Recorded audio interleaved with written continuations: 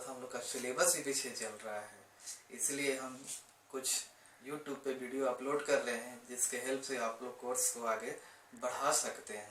ठीक है, 12 में जो सबसे इम्पोर्टेंट है वो आपका कैलकुलस है, इसलिए स्टार्ट जो है हम लोग कैलकुलस से करते हैं। कैलकुलस का पहला चैप्टर कंटिन्यूटी ऑफ फंक्शन होता है, इसीलिए कंटिन्यूटी ऑफ फंक्शन से हम लोग स्टार्ट कर रहे हैं। लेकिन कंटिन्यूटी ऑफ फंक्शन को समझने के लिए हम लोग 11th के लिमिट का सहारा लेंगे। बिना लिमिट के कंटिन्यूटी ऑफ फंक्शन जो है वो डिस्कस नहीं हो सकता है, इसलिए सबसे पहले हम लोग लिमिट का सहारा लेंगे। और आप लोग 11 का जो लिमिट पढ़े हैं उसको एक बार फिर से बना लीजिए, ठीक है, ताकि आपका कंसेप्ट क्लियर रहे और आपको आगे का बात भी अच्छा से समझ में आते रहे। ठीक है, तो हम लोग स्टार्ट करते हैं। ठीक है, अब हम लोग को मेन इंटेंशन है कि कंटिन्यूटी ऑफ फंक्शन से कैसे फ्रेंडशिप हो जाए, आखिर क्या है ये, कैसे वर्कआउट करता है। तो स्टार्ट करते हैं हम लोग कहाँ से, लिमिट से। तो लिमिट का पहला पॉइंट होता है लेफ्ट हैंड लिमिट। क्या लेफ्ट हैंड लिमिट, क्या पढ़े थे हम लोग 11 में कि एक रियल नंबर कैपिटल एल जो है वो किसी फंक्शन एफ एक्स का किसी पॉइंट x बराबर ए पे, किसी भी पॉइंट x बराबर ए पे लेफ्ट हैंड लिमिट कहलाता है। लेकिन कब, जब x जो है a को अप्रोच करेगा लेकिन a से हमेशा थोड़ा कम होगा। ठीक है, x जो है a को अप्रोच करेगा लेकिन a से हमेशा थोड़ा सा कम रहता है। ठीक है, यानी कि लेफ्ट हैंड लिमिट जो है फंक्शन एफ एक्स का वैल्यू होता है x बराबर a पे, लेकिन इस सिचुएशन में x जो है a को टेंड करेगा लेकिन a से थोड़ा सा कम रहता है। ठीक है, अच्छा, इसको मैथमेटिकली हम लोग कैसे लिखेंगे। ठीक है, तो LHL यानी left hand limit is equal to limit LT मतलब limit x tends to a minus 0 fx, और इसका वैल्यू क्या है, L है। ठीक है, जहाँ पे L क्या है, L जो है वो फिक्स रियल नंबर है। रियल नंबर क्या होता है, या तो रेशनल नंबर होगा या इरेशनल नंबर होता है। ठीक है, अगर ये रेशनल नंबर है तो फिक्स परमानेंट रेशनल ही नंबर होगा, और अगर ये इरेशनल नंबर है तो ये परमानेंटली फिक्स्ड इरेशनल नंबर ही होगा। ठीक है, इसका मतलब कि अगर L का वैल्यू 5 आ रहा है तो परमानेंटली 5 ही रहेगा, चेंज नहीं करेगा। ठीक है, उसी प्रकार से अगर L का वैल्यू √5 है तो परमानेंटली √5 ही रहेगा, वो चेंज नहीं करेगा। ठीक है, तो पहले हम लोग LHL का डेफिनेशन पढ़ लिए। अब हम लोग क्वेश्चंस को कैसे बनाएंगे, LHL से रिलेटेड क्वेश्चन कैसे डिस्कस होगा, तो उसके लिए हम लोग पढ़ते हैं अनदर फॉर्म ऑफ LHL। ठीक है, यानी लेफ्ट हैंड लिमिट का दूसरा रूप, जिसके हेल्प से हम लोग क्वेश्चन को टैकल करते हैं। देखिए, हम थ्योरी ऐसा बता रहे हैं, इससे बोर्ड का CBSE बोर्ड या बिहार बोर्ड का क्वेश्चन तो 100% सॉल्व होगा ही, साथ साथ IIT का भी क्वेश्चन आसानी से सॉल्व हो जाएगा। जिसको हम लोग समझते हैं कैसे होगा।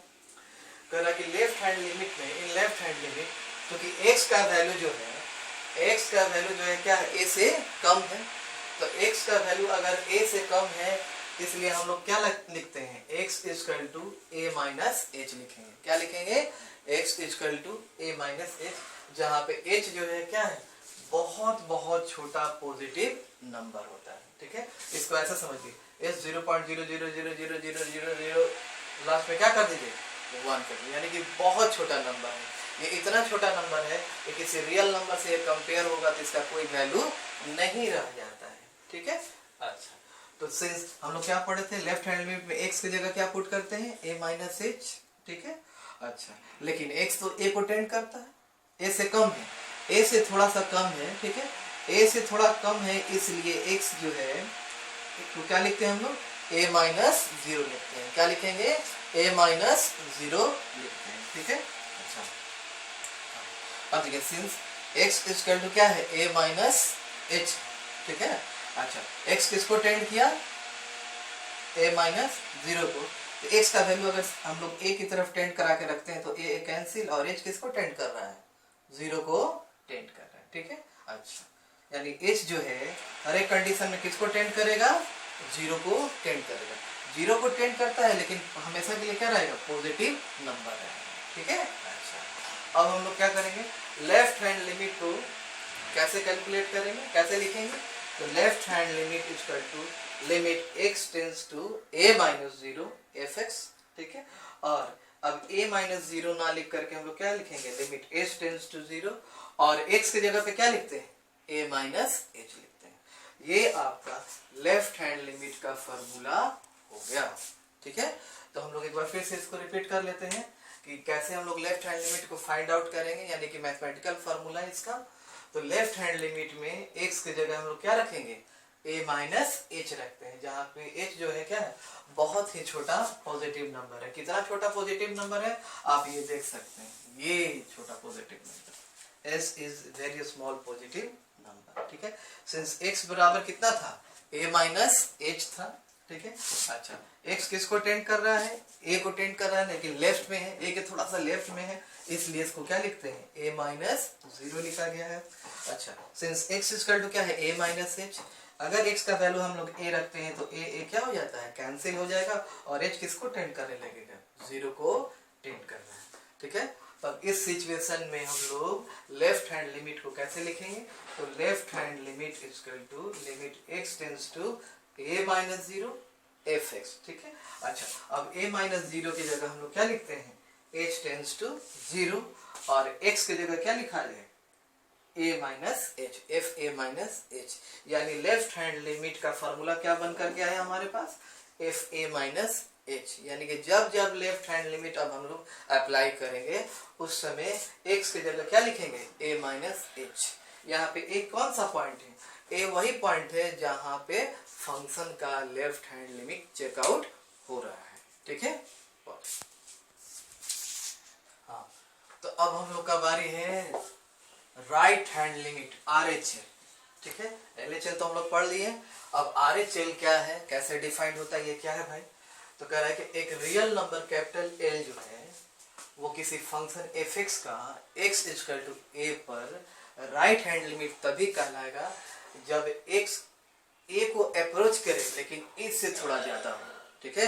क्या x जो है a को अप्रोच करेगा, ठीक है, x जो है a को अप्रोच करेगा लेकिन a से थोड़ा क्या होना चाहिए, ज्यादा होना चाहिए, ठीक है। अच्छा, मैथमेटिकली इसको कैसे लिखेंगे कि RHL equal to limit x tends to क्या हो जाएगा, a प्लस 0, क्या हो जाएगा, a plus 0 F X equal to l।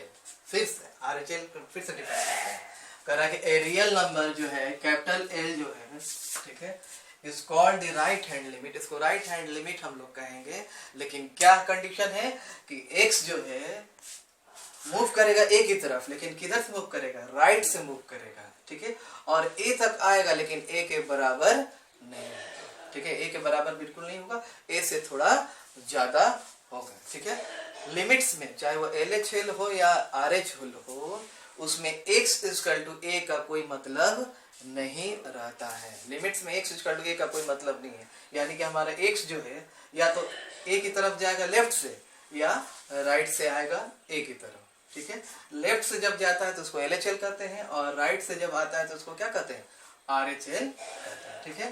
तो RHL में क्या होता है सिंबल, x जो है a की तरफ जाएगा लेकिन किधर से जाता है, x से थोड़ा सा क्या हो जाएगा, ज्यादा रहता है, उस समय जो fx का वैल्यू आता है उसी को हम लोग क्या कहते हैं, राइट हैंड लिमिट कहते हैं, ठीक है। अब ये राइट हैंड लिमिट को हम लोग मैथमेटिकली कैसे फॉर्मुलेट करेंगे, यानी फॉर्मूला में कैसे अप्लाई करेंगे, ठीक है।